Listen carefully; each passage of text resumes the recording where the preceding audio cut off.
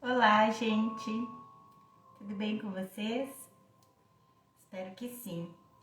Sejam muito bem-vindos, então, para a segunda parte da nossa lição 184 de Um Curso em Milagres, aqui com a jornada do professor Kenneth Wapnick.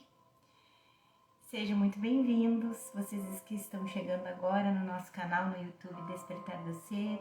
Sejam muito bem-vindos à nossa página no Instagram também, despertardoser.100. E, para quem não me conhece ainda, meu nome é Ana Morari, eu sou estudante de Um Curso em Milagres, esse curso que mudou a minha vida e de tantos estudantes ao redor do mundo todo. E eu também sou terapeuta. E, então, Um Curso em Milagres, ele nos ajuda a seguir nessa jornada de cura, não tanto só para paciente, mas para o terapeuta também. Então, a cada passo que a gente dá junto na cura. Não é um que cura o outro. Nós nos lembramos. O terapeuta lembra o paciente lembra o terapeuta de que somos um com Deus, somos perfeitos, somos a unicidade, somos o ser que Deus criou e não esse serzinho que o ego fez da gente. Então, é uma troca mútua e eu sou muito grata por vocês estarem sempre comigo, principalmente no YouTube, onde a gente consegue concentrar mais as pessoas que têm mais paciência de entrar num assunto tão profundo quanto é Um Curso em Milagres. E, como a gente faz sempre antes de começar, a gente faz aquela respiração mais profunda, mais pausada, para aquietar os pensamentos, essa mente turbulenta. E a gente faz simbolicamente, né, aquela entrada para dentro da sala de aula com Jesus e com o Espírito Santo, entregando a eles a nossa total disponibilidade de desaprender todos os equívocos que a gente já aprendeu aqui e abrir o coração e abrir a mente para a gente aprender a lembrar, aprender o caminho que nos leva para nosso verdadeiro ser, aquele ser com S maiúsculo que Jesus tanto fala num Curso em Milagres, para a gente lembrar da nossa casa, da nossa herança, para a gente lembrar de Deus.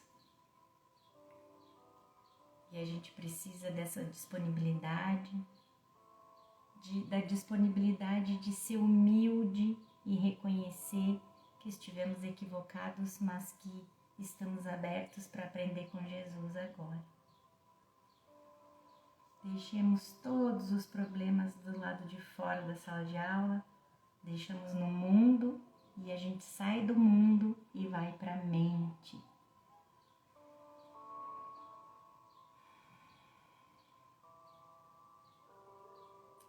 Vamos lá então, pessoal, para a segunda parte da nossa lição.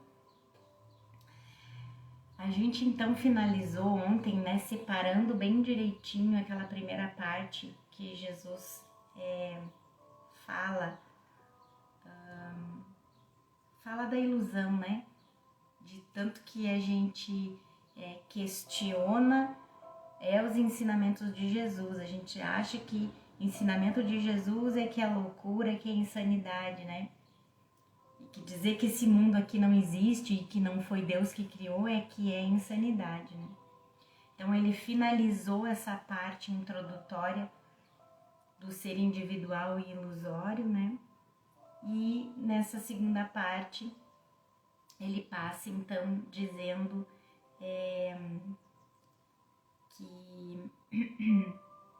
que a gente passou essa fase de aprendizado se a gente começa a questionar, né? Então ele diz, quanto mais rápido, Jesus diz aqui, quanto mais rápido percebe em que esse mundo se baseia, quão questionáveis são as suas premissas, quão duvidosos os seus resultados, mais rápido a gente questiona os seus efeitos. Então Jesus agora muda para a maneira da mente certa de olhar para o mundo. Até o final da parte 1 dessa lição que a gente fez ontem, ele estava mostrando como que a mente errada olha para o mundo, né? E essa segunda parte, então, ficou para Jesus nos mostrar a maneira que a mente certa olha para o mundo. A gente já está preparado, Jesus está dizendo que a gente já está preparado, porque toda a parte 1 do livro de exercícios é o desfazer do ego. E assim que a gente passa desse desfazer do ego, a gente está num processo de aprendizado que a gente já pode entrar pro ensinamento certo, né? Depois que a gente limpou o HD das mentiras, a gente está pronto para começar a receber a verdade. Então ele vai cada vez mais fundo na mente certa, principalmente na parte 2 do livro de exercícios, mais adiante. Então, o professor Ken fala aqui que uma vez que reconhecemos no que repousa o aprendizado do mundo, podemos dizer que tem que existir outra maneira de olhar para isso. Assim que a gente finalizou ontem, né? Assim começamos a entender a natureza do mundo, de onde ele se originou e nossos papéis dentro dele, abrindo nossas mentes para que Jesus nos ensine sua outra maneira de ver o mundo. O aprendizado que para o que o mundo ensinaria, tem um errinho aqui.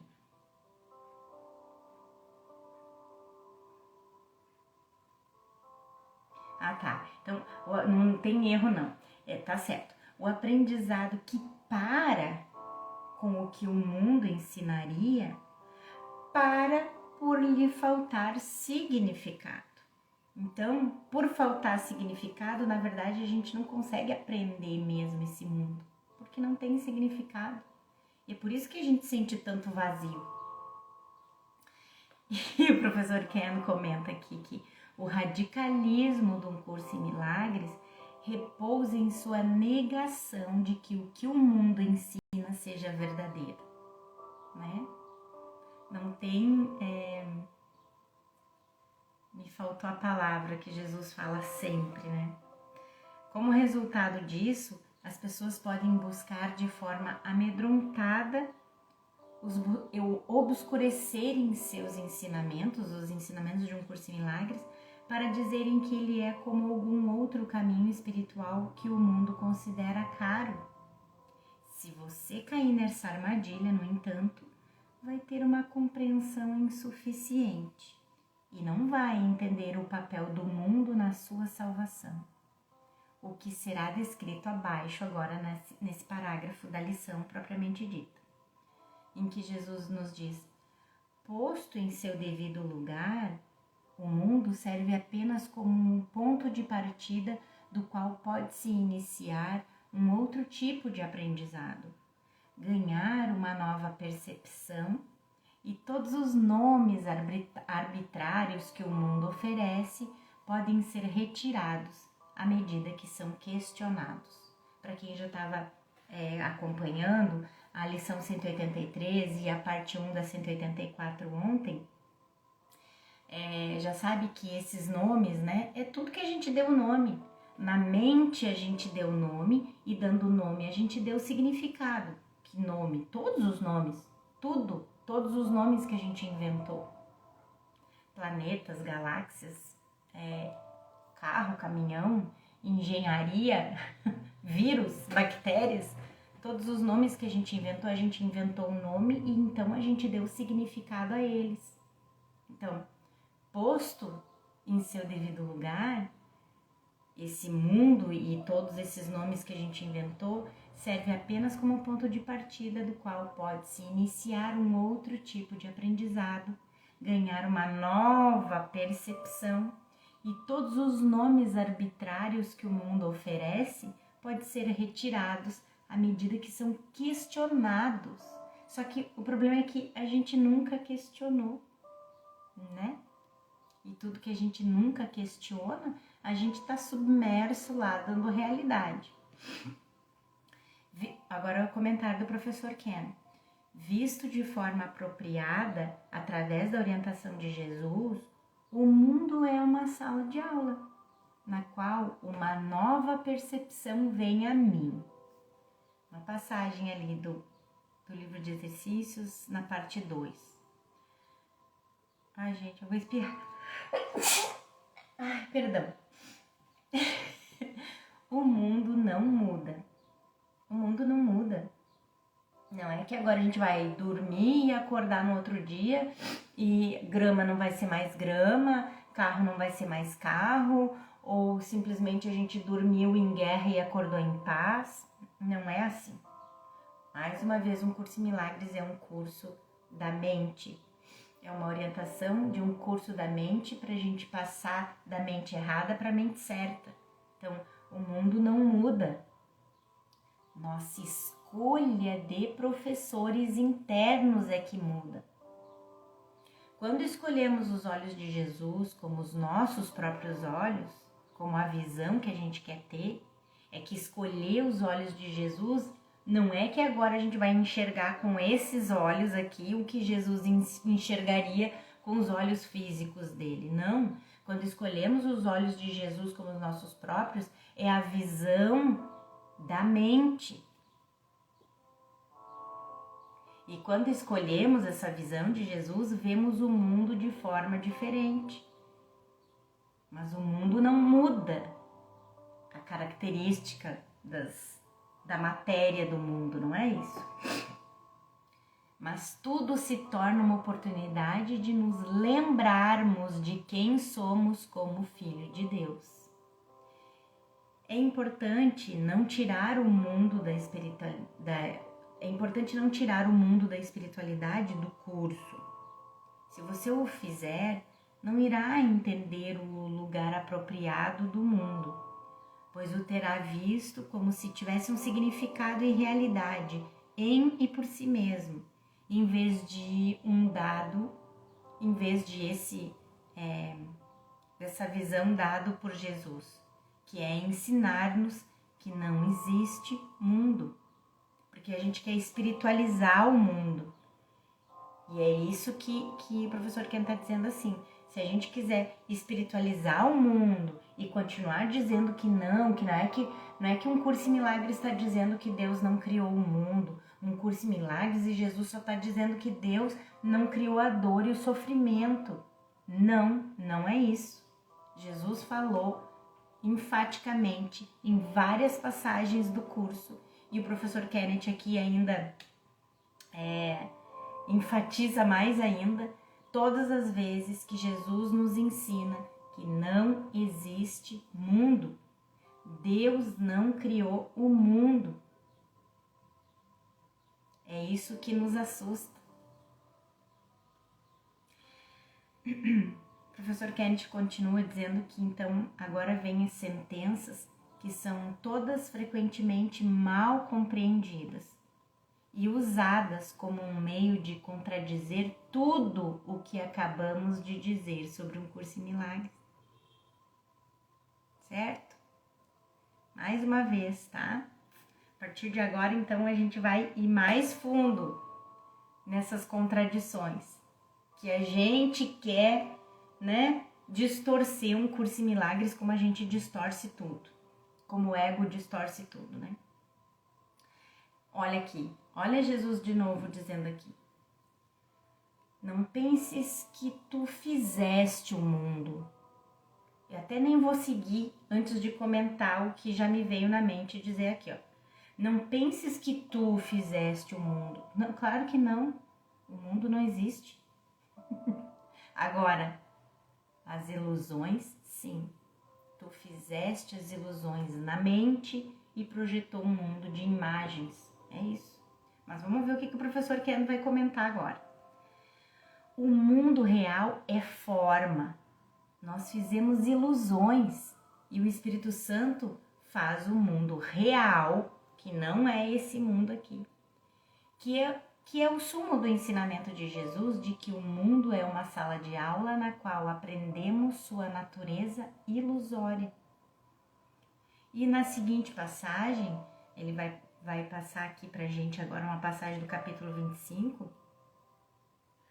Jesus descreve o Espírito Santo como o fazedor do mundo real. Fazedor, com F maiúsculo, não o criador. Uma vez que isso, como o perdão, é uma ilusão também. Mas a gente ainda precisa mesmo que dessas ilusões boas aqui no mundo, né?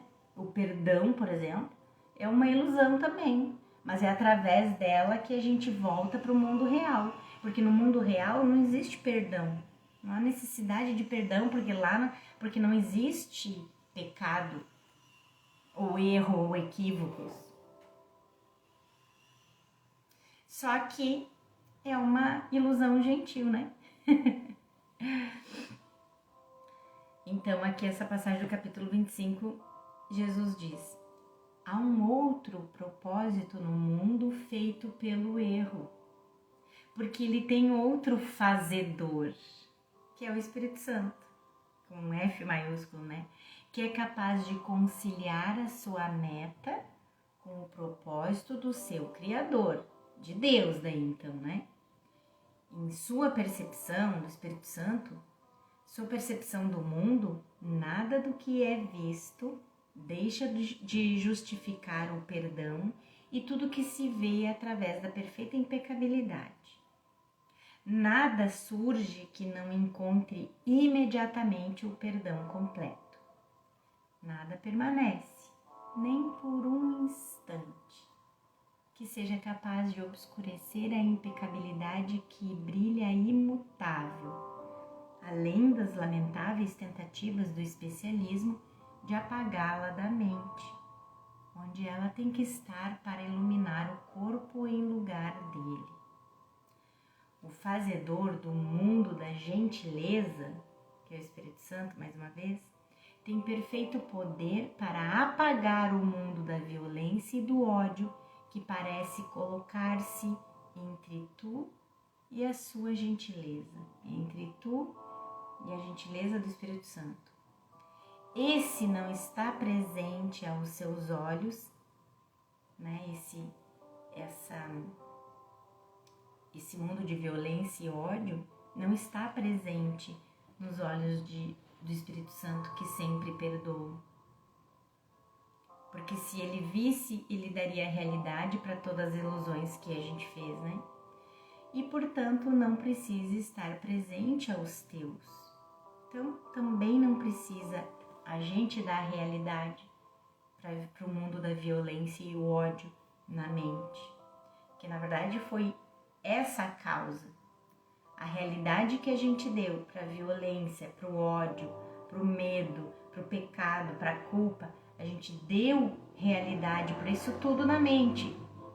E foi isso que teve o seu efeito, que são as imagens que a gente vê e tudo que parece que a gente experimenta aqui, né?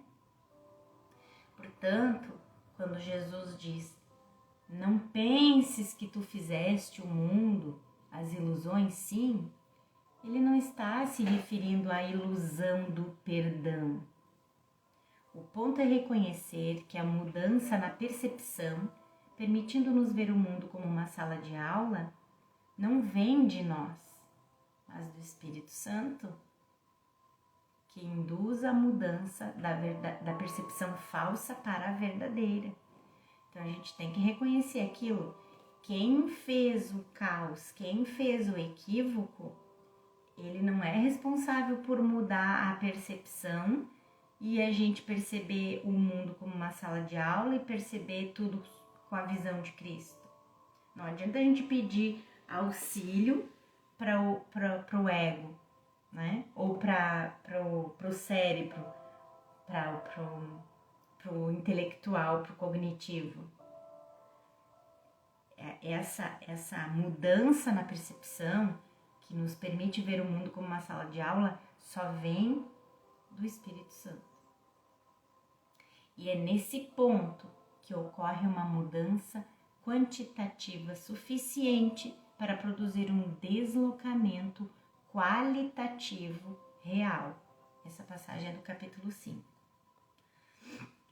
Vamos voltar na lição, porque o professor Ken falou de novo bastante, então, mas é aquela mesma frase, inclusive já repetida aqui pelo professor Ken. Não penses que tu fizeste o mundo, as ilusões sim, mas aquilo que é verdadeiro na terra, assim como no céu, está além dos nomes que dás. Quando chamas um irmão, é ao seu corpo que tu apelas. Então, não existe maneira de podermos entender aquilo que é verdadeiro na terra, assim como no céu. O significado de além dos nomes que dás. O que é verdadeiro no céu é a perfeita unicidade de Deus, e o que é verdadeiro no mundo é seu reflexo, que é o relacionamento santo.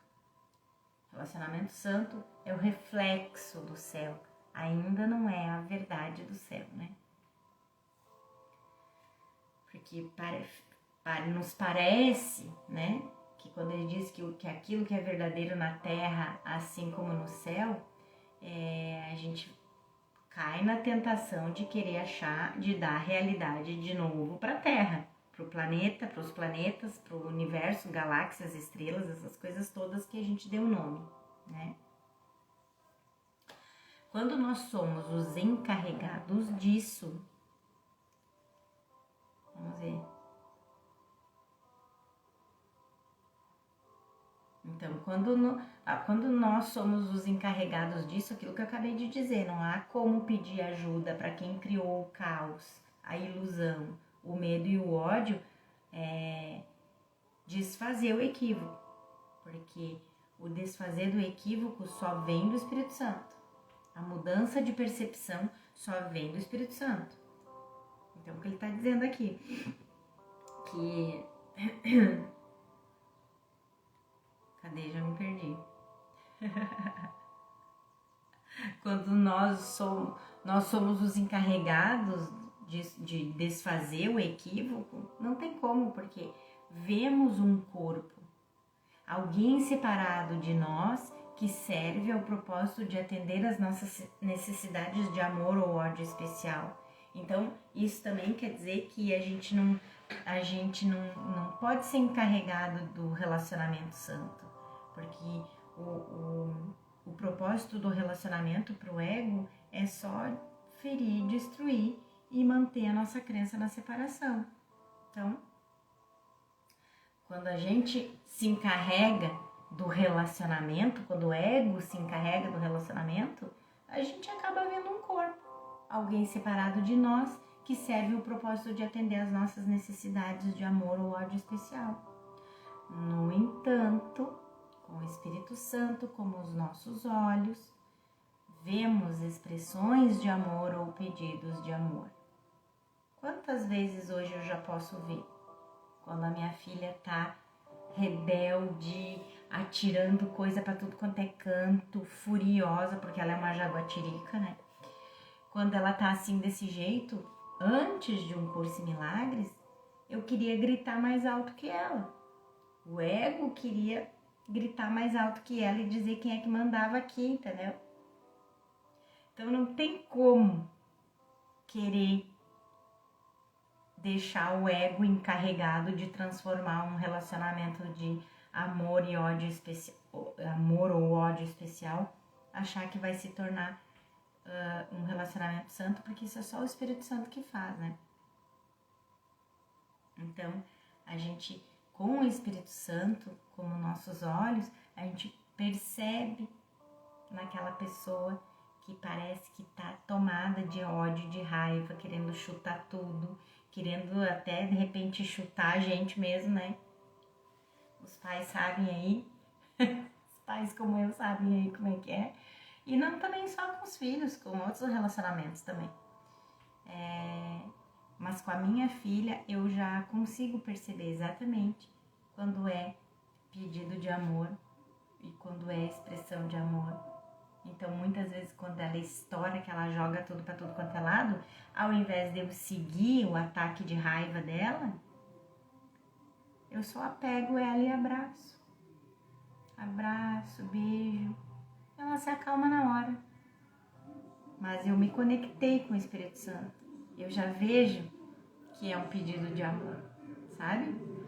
Tá aí a diferença de viver com a percepção do Espírito Santo, com a mente certa, com outro jeito de ver o mundo.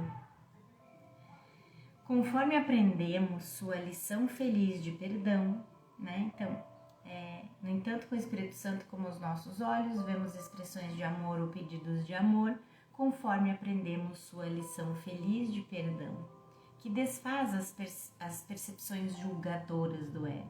Claro que eu estou julgando é o quê? O que essa pirralha pensa que ela é? Quem manda aqui sou eu, né? Essa é a percepção julgadora do ego. Seria, no caso, com a minha filha aqui, né? Graças a Deus. Graças a Deus eu já consigo, na maior parte das vezes, escolher pelo professor certo e me desfazer das percepções julgadoras do ego. E aqui ele traz uma partezinha do capítulo 14, em que Jesus diz que o único julgamento envolvido é a divisão única do Espírito Santo em duas categorias. Uma de amor e a outra o pedido de amor. Não podes fazer essa divisão com segurança. Não podes? O ego, né? Pois estás por demais confuso para reconhecer o amor ou para acreditar que tudo o mais não é senão um pedido de amor.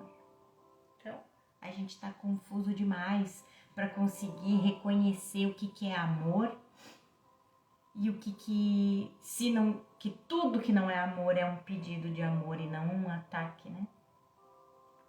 Estás por demais preso à forma e não ao conteúdo, pois não respondes ao que um irmão realmente te oferece, mas só a percepção particular do seu oferecimento pela qual o ego o julga.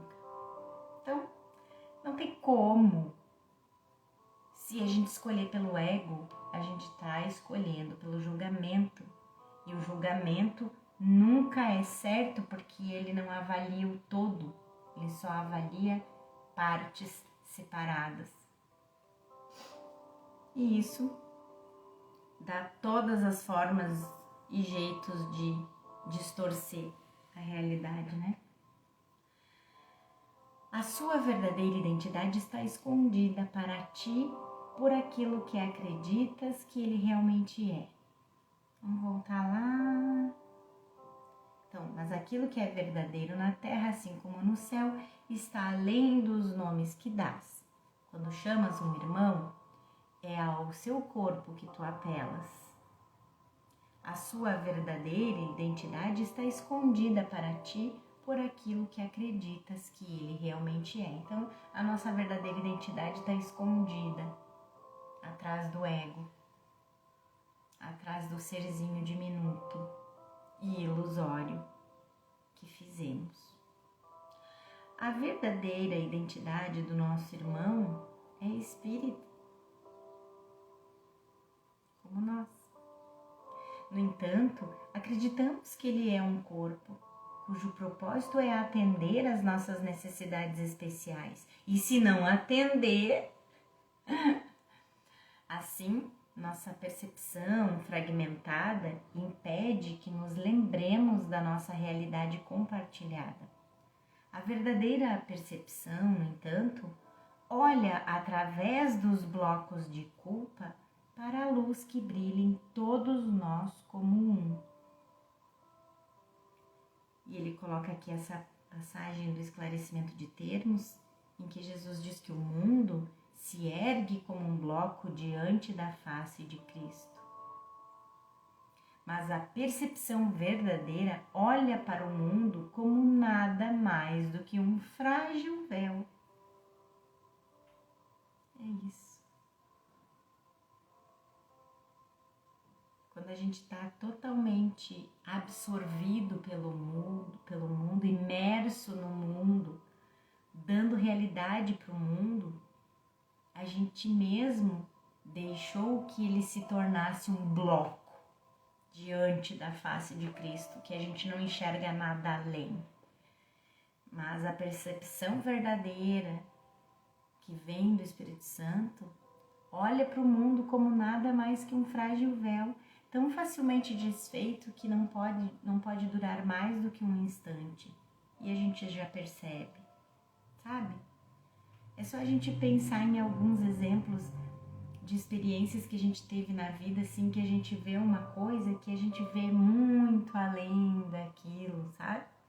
Que ninguém tá vendo, mas que tu de alguma maneira não viu com os olhos aqui, mas tu viu com a mente, muito além do que tá aparecendo para todo mundo.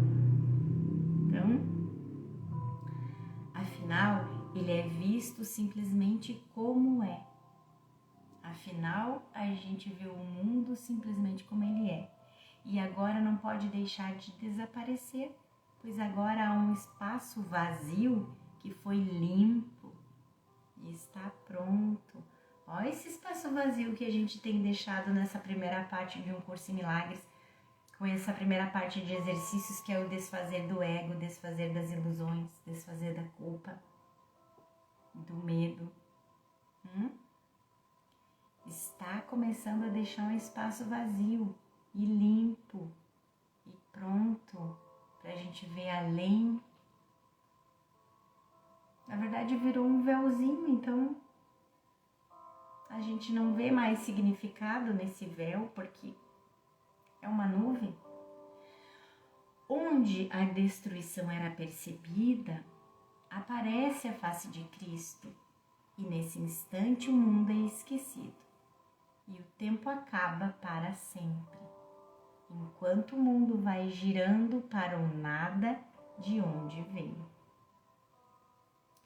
Jesus volta na lição dizendo que o corpo do teu irmão responde ao que usas para chamá-lo, pois a sua mente consente em aceitar para si mesma o nome que tu lhe dás. E assim, a sua unidade é duplamente negada, pois o percebe separado de ti e ele aceita esse nome separado para si mesmo.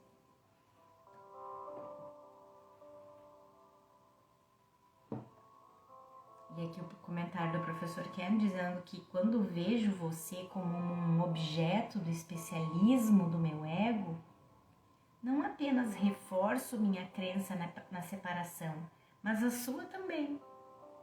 Eu lhe digo que você está certo em pensar em si mesmo como um ego e no processo reforço o ego em mim mesmo. Assim, se nós dois estamos em nossas mentes erradas, reforçamos o ego um do outro. Portanto, sua unidade é duplamente negada, que Jesus fala ali na lição, porque você e eu acreditamos que é e reforçamos essa escolha equivocada em nós mesmos e um para o outro. Se você, no entanto, estiver na mente certa e eu na errada, você não será afetado por meus pensamentos de ataque e percepções equivocadas, uma vez que saberá que eles não têm nada a ver com você. Assim, oferecendo-me a oportunidade de escolher outra vez.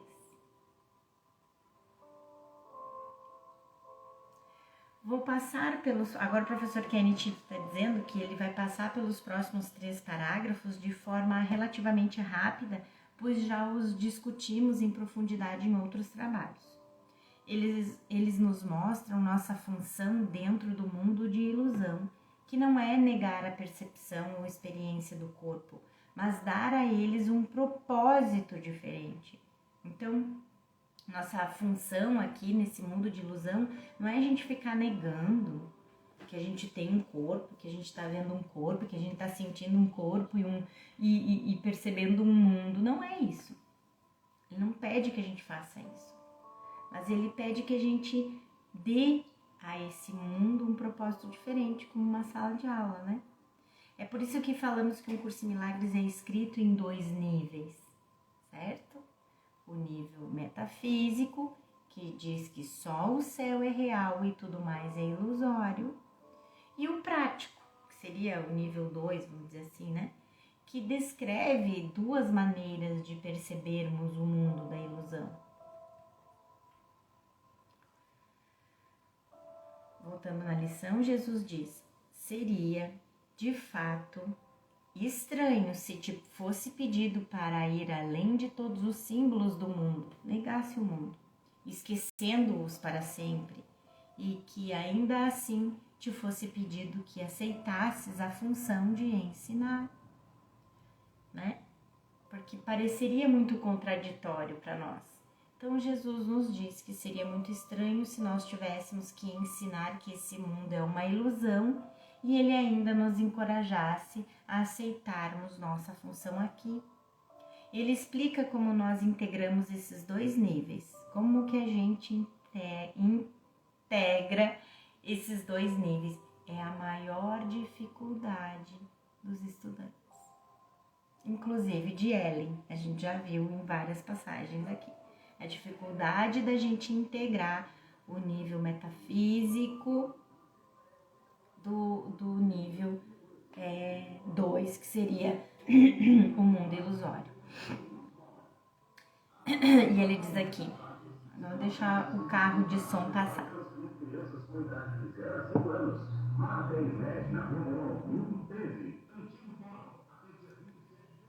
Tu precisas usar os símbolos do mundo por algum tempo, mas não te deixes também ser enganado por eles. Assim Jesus diz: estou ensinando você como viver nesse mundo, mas reconhecendo que você não é dele. Enquanto você acreditar que é um corpo, precisa se relacionar com os símbolos do mundo. No entanto, na extensão em que você me permitir ser o seu professor, vou ajudá-lo a entender que o que você experiencia não é o que parece. Tudo no sonho é um símbolo, que só tem duas fontes, as mentes errada e a certa. Isso é resumido no esclarecimento de termos, no primeiro capítulo, que diz: a mente pode estar certa ou errada, dependendo da voz que escuta. A mente certa ouve o Espírito Santo, perdoa o mundo e, através da visão de Cristo, vê o mundo real em seu lugar. A mente errada escuta o ego e dá origem às ilusões, percebendo o pecado e justificando a raiva, vendo a culpa, a doença e a morte como reais. Então, de novo, tu precisas usar os símbolos do mundo por mais algum tempo, mas não te deixes também ser enganado por eles. Não representam nada em absoluto. E na tua prática, é esse pensamento que te liberará. Tornam-se apenas meios pelos quais podes te comunicar de modo que o mundo possa compreender, mas reconheces que não são a unidade na qual a verdadeira comunicação pode ser achada. Então, tudo aqui é uma sombra do pensamento do ego, o qual, sendo uma ilusão, não representa nada. Através desse reconhecimento, podemos ser liberados dos símbolos do mundo. No entanto, tal liberação tem que vir de uma forma que possa ser entendida e aceita por nós, né? Lembre-se da passagem do texto onde Jesus diz: o valor da expiação não repousa na maneira na qual ela é expressa. Para que a expiação seja expressa de forma amorosa, ela precisa vir em símbolos que a pessoa possa entender sem medo. Isso explica porque um curso em milagres vem dentro de uma moldura dualista. Se a sua mensagem não fosse expressa em símbolos, nunca seríamos capazes de compreendê-la. Então Jesus diz que a gente tem que começar do lugar onde a gente está. Jesus, portanto, exemplifica para nós sua declaração já citada do texto sobre usar a linguagem dualista que podemos entender na condição separada na qual pensamos existir. Capítulo 25. Tudo isso, o perdão, leva em consideração o tempo e o espaço como se fossem distintos. Pois enquanto pensas que parte de ti é separada, o conceito de uma unicidade unida como um só não tem significado. É algo que a gente tem falado muito da boca para fora, mas na verdade a gente ainda não compreende o que é mesmo estar unido, porque a gente está na experiência de estar separado, né? Mesmo que a gente queira muito entender esse curso, queira muito entender o que Jesus está nos ensinando, a gente ainda não chegou no ponto de compreender o que é unicidade e a gente só vai compreender no céu. Está claro que uma mente tão dividida nunca poderia ser o professor de uma unicidade que une todas as coisas dentro de si mesma. E assim, isso o ego, né, gente? Está claro que uma mente tão dividida não poderia ser o professor de uma unicidade. Como que o ego, uma mente separada, poderia ser o professor da unicidade? No entanto,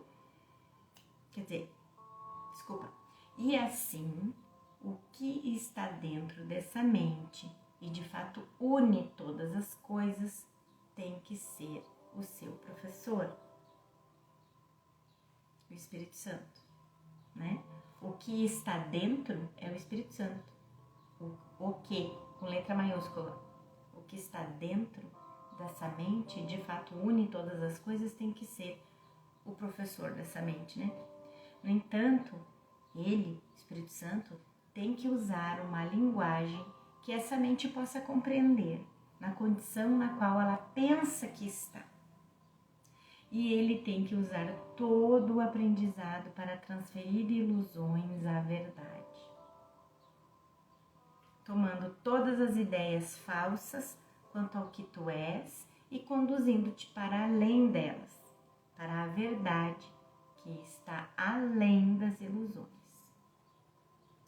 A confusão entre símbolos, o professor Kian comenta aqui, a confusão entre símbolos e fonte é a causa raiz da maioria dos problemas que os estudantes têm com o curso em milagres.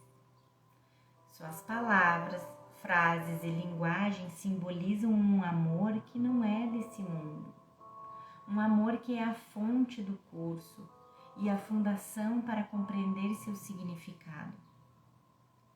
Como professores de Deus, precisamos aprender como usar as palavras e símbolos desse mundo, não porque acreditamos que sejam reais, mas porque eles são formas úteis de refletir o amor não específico de Jesus que vem de fora do sonho.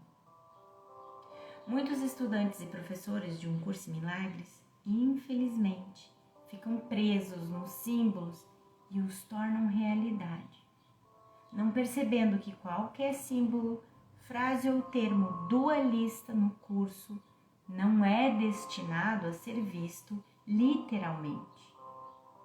E vamos discutir esse ponto crucial novamente na próxima lição. Por agora, leia os comentários familiares de Jesus no Manual para Professores sobre a nova forma de usar as palavras. Deve, então, o professor de Deus evitar o uso de palavras no seu ensino? Claro que não, diz Jesus. Muitos precisam ser alcançados através de palavras, sendo ainda incapazes de ouvir em silêncio. A gente já viu essa parte, não faz muito. O professor de Deus, porém, tem que aprender a usar as palavras de um novo modo. Gradualmente, ele aprende como deixar que as suas palavras sejam escolhidas para ele. Por isso que eu digo sempre, Jesus, o que tu quer que eu diga? O que tu quer que eu faça? O que tu quer que eu diga e para quem? Então, o professor de Deus vai deixando gradualmente que as suas palavras sejam escolhidas para ele, escolhidas por Jesus, escolhidas pelo Espírito Santo, cessando de decidir ele próprio o que vai dizer. O professor de Deus aceita as palavras que lhe são oferecidas e dá conforme recebe. Ele não controla a direção da sua fala. Ele escuta e ouve a fala. Os professores de Deus têm o verbo de Deus por trás dos seus símbolos. O verbo de Deus por trás das palavras. E ele próprio, Deus, dá às palavras que eles usam o poder do seu espírito, elevando-as de símbolos sem significado ao próprio chamado de Deus. Que coisa linda essa passagem. Voltando na lição, já estou perdida, vamos ver o que Jesus tinha dito na última frase lá, nem que seja. Ele está falando ainda do símbolo das palavras que não representam nada em absoluto, né? Mas que tornam-se apenas os meios pelos quais podemos nos comunicar de modo que o mundo possa compreender. Na verdade, o que Jesus está falando, o que o Espírito Santo está falando com a gente, são símbolos, mas são os meios pelos quais eles podem se comunicar com a gente de um jeito que o mundo possa entender, né? Mas a gente reconhece que são a unidade na qual a verdadeira comunicação pode ser achada. Assim, precisas de intervalos a cada dia em que o aprendizado do mundo se torne uma fase transitória, uma prisão da qual saias para a luz do sol e esqueces a escuridão. Precisas de intervalos a cada dia, né? As lições. Gente, já tô de novo com as bochechas vermelhas assim, ó. Vou ver se eu arrumo isso aqui.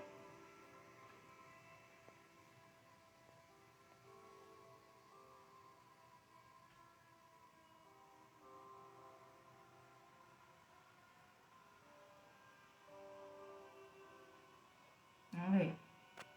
Tá feio o negócio. Melhorou.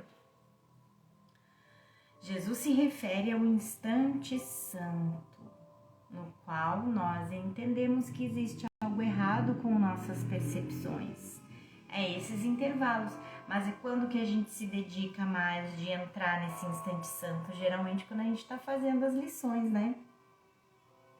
Retornando a Jesus em nossas mentes, somos ajudados a perceber que existe outra maneira de olharmos através das lentes do instante santo.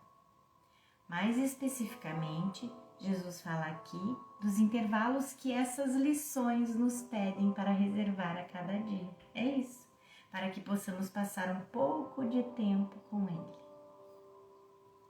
Aqui tu compreendes o verbo, o nome que Deus te deu, a única identidade que todas as coisas compartilham, o único reconhecimento do que é verdadeiro.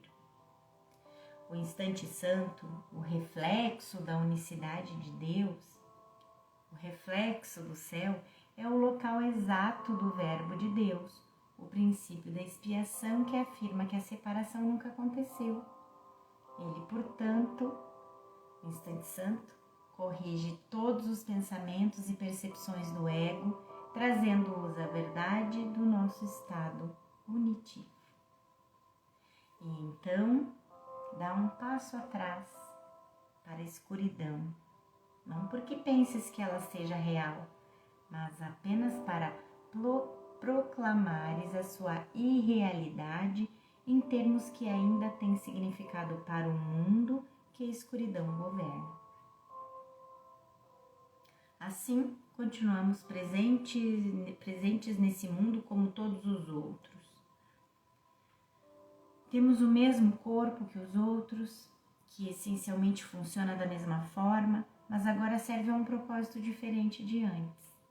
Não somos impelidos a irmos para um monastério ou convento, ou nos retirarmos para o deserto, pois Jesus quer que pratiquemos um curso em milagres no mundo dos nossos relacionamentos, na sala de aula. Assim, ele nos ensina sua visão dividida.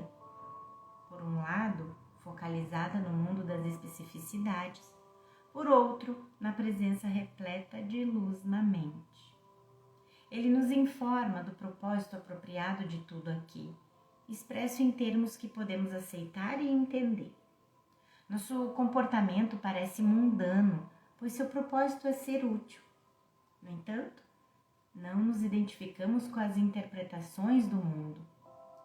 Lembre-se dessa declaração do Manual de Professores que reflete essa visão dividida.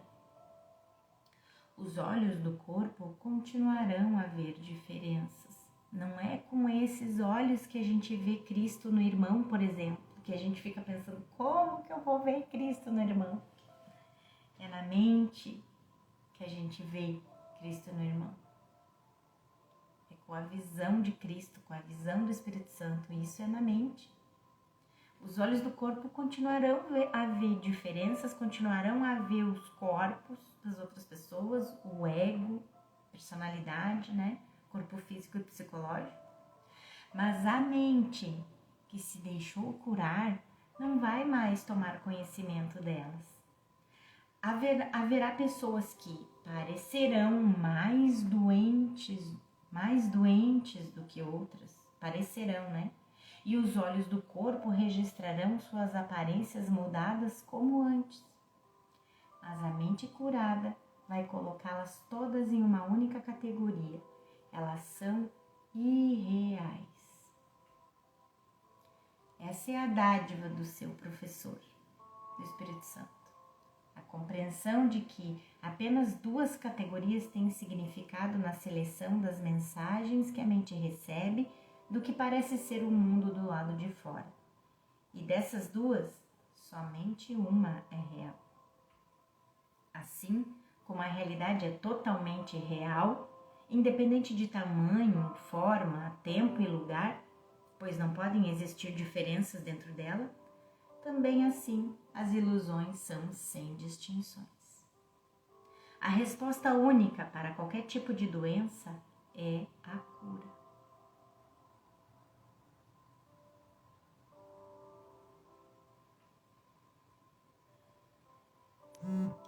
A resposta única para qualquer tipo de doença é a cura. A resposta única para todas as ilusões é a verdade. Usa todos os pequenos nomes e símbolos que delineiam o mundo da escuridão, mas não os aceites como tua realidade. Muitas pessoas acreditam erroneamente que se praticarem um curso em milagres não deveriam ser indulgentes com certos comportamentos tais como guerra, sexo, casamento, ou se relacionar com certos grupos tais como advogados ou médicos, porque eles são do ego. Bem verdadeiro, mas tudo é do ego. É o propósito que damos ao que fazemos que é importante. Então Jesus diz, usa todos os pequenos nomes, não alguns, todos, que são parte do seu mundo, mas não os aceites como tua realidade. Em outras palavras, nós não os identificamos como verdade, mas os vemos como oportunidades de reforçar nosso aprendizado e nos ajudar a ensinar os outros. Mais uma vez, é uma questão de propósito. Para que são os símbolos? Passagem do capítulo 24. No entanto, a percepção pode servir a outra meta. Ela não está ligada ao especialismo, senão pela tua escolha. E te é dado fazer uma outra escolha e usar a percepção para um propósito diferente. E o que vês servirá bem a esse propósito e te provará a sua realidade. Voltando na lição, então, Jesus pedindo que a gente use todos os pequenos nomes e símbolos que delineiam o mundo da escuridão. A gente continua usando todos. Os advogados, os médicos, sexo, casamento, guerra, grupos, enfim, tudo que é do ego. Mas não os aceites como sua realidade. O Espírito Santo usa todos eles, mas ele não se esquece de que a criação tem um único nome, com N maiúsculo, um significado com S maiúsculo e uma única fonte com F maiúsculo que unifica todas as coisas em si mesma. Usa todos os nomes que o mundo lhe dá, apenas por conveniência. Mas não te esqueças de que eles compartilham o nome de Deus junto contigo. Essa última parte da lição se focaliza na ideia de que tudo no mundo é o mesmo, pois tudo compartilha o propósito do ego ou do Espírito Santo. Não existem exceções. De outra forma, estaríamos subscrevendo a primeira lei do caos do ego. Existe uma hierarquia de ilusões, e não há hierarquia em ilusões, né? Mais uma vez, lemos sobre o propósito, capítulo 26. Ilusões servem ao propósito para o qual foram feitas. E de seu propósito derivam qualquer significado que pareçam ter. Deus deu a todas as ilusões que foram feitas outro propósito, que justificaria um milagre, qualquer que seja a forma que tenham tomado. Então, é que nem quando a gente começa estudando aqui na sala de aula, entrando para a sala de aula com Jesus, que a gente estabelece a meta da paz, para que tudo que a gente aprenda aqui seja para os propósitos do Espírito Santo. A gente está imerso na dualidade. Eu estou aqui com o computador, vocês estão aí com livro, ou com o PDF do professor Ken, com um celular, com um computador também, com luz, num quarto, numa casa. Nós estamos imersos na dualidade. A gente vai dar um novo propósito para isso. A gente vai deixar que o Espírito Santo use tudo aqui, toda a dualidade, para os propósitos dele para o nosso despertar. Então é isso que ele diz, que Deus usa todos os símbolos com outro propósito, com o propósito da gente despertar do sonho da ilusão.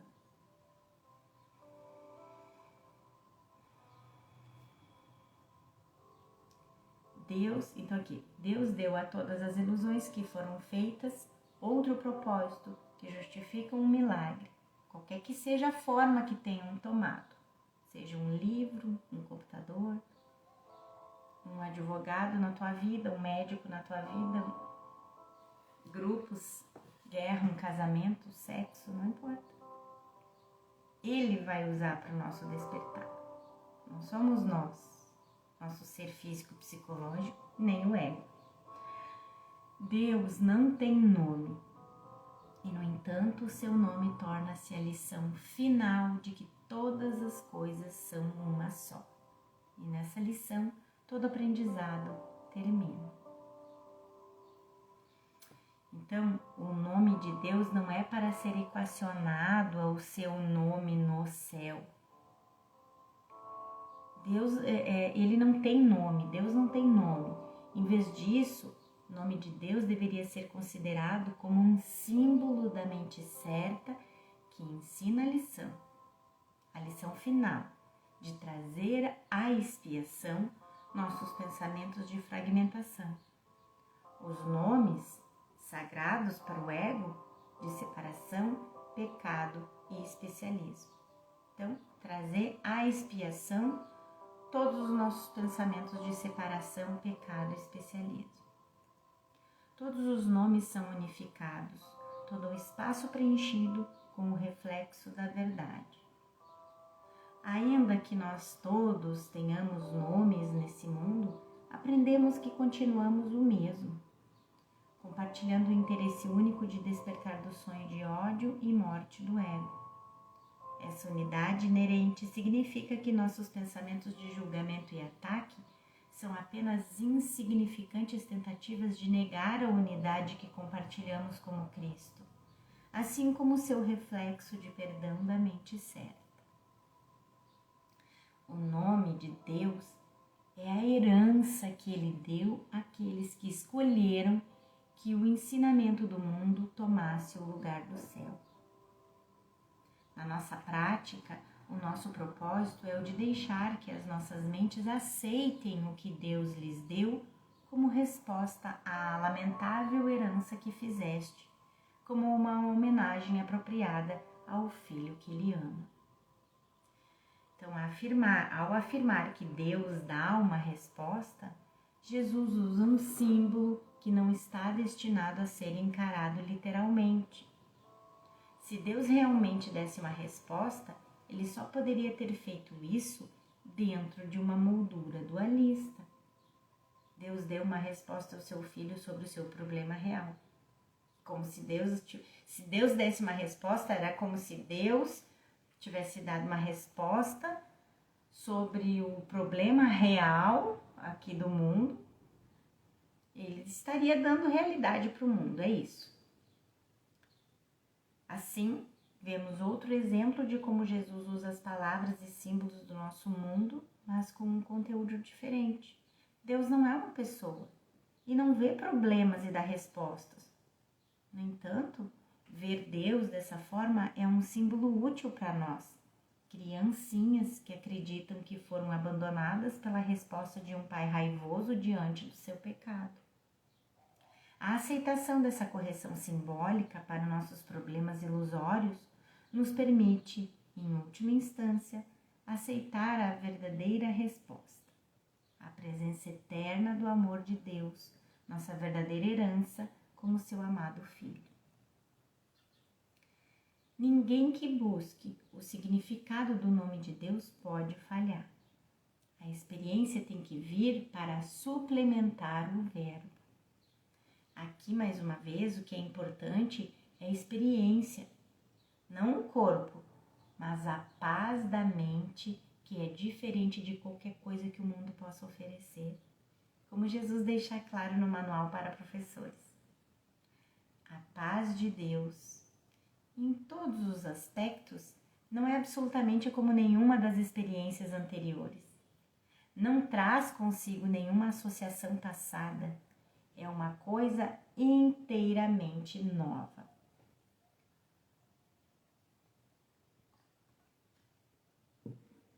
Então, a experiência tem que vir para suplementar o verbo, mas primeiro é preciso que aceites o nome para toda a realidade e reconheças que os muitos nomes que deste aos seus aspectos distorceram o que tu vês, mas de nenhum modo interferiram com a verdade. Trazemos um único nome à nossa prática. Usamos um único nome para unificar a nossa vista. Antes de podermos aceitar a verdade do nome único de Deus e nosso nome como seu único Filho, precisamos primeiro reconhecer nossos equívocos, entrando em contato com as tentativas do ego de fazer indulgências ao nosso especialismo, fazer diferenças na realidade e justificar julgamentos. Só então podemos voltar ao nome de Deus como um símbolo de correção na mente, percebendo finalmente que nossos equívocos não tiveram efeitos. Lembre-se do primeiro princípio dos milagres, a fundação desse processo de cura. Capítulo 1.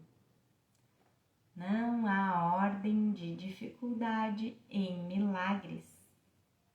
Um não é mais difícil ou maior do que outro. Eles são todos o mesmo. Todas as expressões de amor são máximas. Então, trazemos o único nome, esse nome com N maiúsculo, à nossa prática. Usamos um único nome para unificar a nossa vista.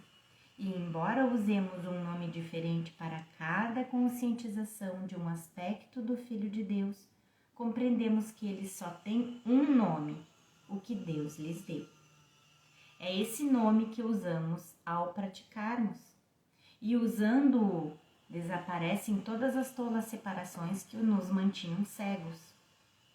Nossa prática não consiste de meditar especificamente sobre o nome de Deus, mas de perceber as diferenças que tornamos reais e importantes e temos usado como uma arma contra Deus e nosso verdadeiro ser.